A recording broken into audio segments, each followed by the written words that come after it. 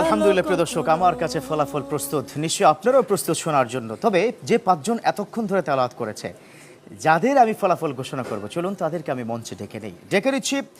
জারিফ আব্দুল্লাহ, আলী আহমদ জিশান, মোহাম্মদ হুসাইন সরকার, মুবাশশির আমিন খান ও মোহাম্মদ রাফি মাহমুদ, এই পাঁচজন বন্ধুকে। চলে এসো তোমরা। সময়ের সেরা হাফেজ, সময়ের সেরা হাফেজ, সময়ের সেরা হাফেজ। আলহামদুলিল্লাহ প্রিয় দর্শক, ইতিমধ্যে আমার হাতে ফলাফল প্রস্তুত। পাঁচজন বন্ধু, নিশ্চয়ই আপনারাও প্রস্তুত। চলুন তাহলে ফলাফলের দিকে যাই।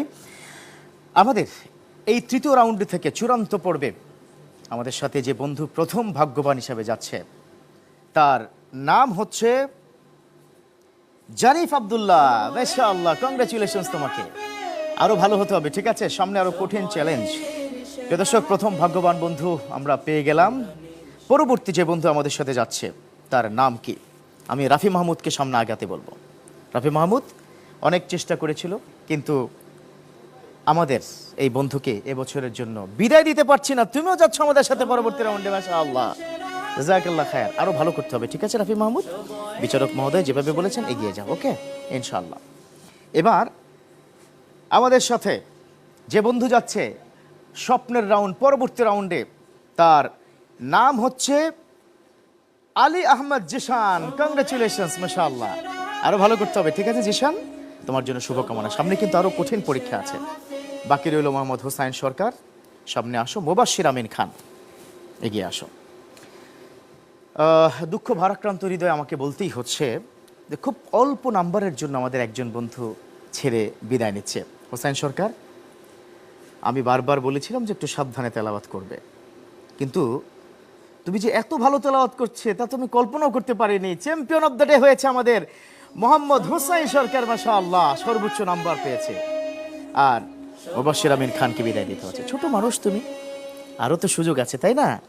অনেক সুযোগ পাবে, মন খারাপ করবে না। প্রিয় দর্শক, আসলে এদেরকে বিদায় দিতে, এক একটা ছোট্ট বাচ্চাকে, এটা যে আমার কত কষ্ট হয় এটা আপনি কল্পনা করতে পারবেন না। তবে নিশ্চয়ই তার জন্য আপনারা দোয়া করবেন। এই বন্ধুকে শুধু খালি হাতে নয়, তার জন্য রয়েছে ক্রেস্ট গিফট হ্যাম্পার। আমরা তিনজন আমাদের সম্মানীয় অতিথি, আপনারা চলে আসুন প্লিজ। আর এই চ্যাম্পিয়ন বন্ধুর জন্য আমি আমাদের আব্দুল হাকিম বিচারক মহোদয় আপনাকে একটু আসতে বলবো। আপনাদের হাত থেকে যে বন্ধুকে আপনারা চ্যাম্পিয়ন করেছেন তাকে আপনি মেডেল তুলে দিবেন। সবার আগে ছোট্ট বন্ধুকে আমরা কি বিদায় দিতে চাই। একটি সুন্দর ক্রেস্ট কি তুলে দিচ্ছেন সম্মানীয় একজন অতিথি, গিফট হ্যাম্পার কি তুলে দিচ্ছেন আরেকজন অতিথি, এবং একটি সার্টিফিকেট তুলে দিচ্ছেন স্বনামধন্য একজন মিডিয়া ব্যক্তিত্ব। প্লিজ। মাশাআল্লাহ। আর এই পাশে সুন্দর মেডেলটি তুলে দিচ্ছেন, ঘুরে যাও ঘুরে যাও, তোমাদের বিচারক প্যানেল থেকে বিচারক মহোদয়। মাশাআল্লাহ।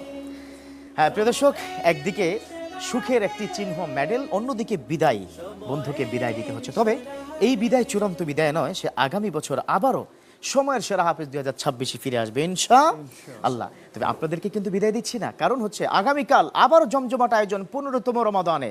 থাকবেন আমাদের সাথে, থাকবেন চ্যানেল 24 এর সাথে।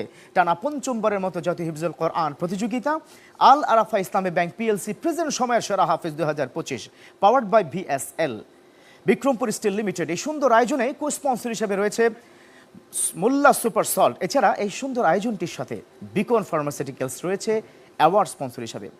ধন্যবাদ জানাচ্ছি আপনাদের তিনজনকে, আপনারা এত সুন্দর সময় দিয়েছেন আমাদেরকে, এবং বিচারক প্যানেলে যারা রয়েছেন আপনাদেরকে ধন্যবাদ। আপনাদেরকে ধন্যবাদ জানিয়ে আজকের মতো বিদায় নিচ্ছি। দেখা হবে 15তম রমাদানে আরো চমক নিয়ে, আরো সুন্দর আয়োজন নিয়ে। ভালো থাকবেন, আল্লাহ হাফেজ।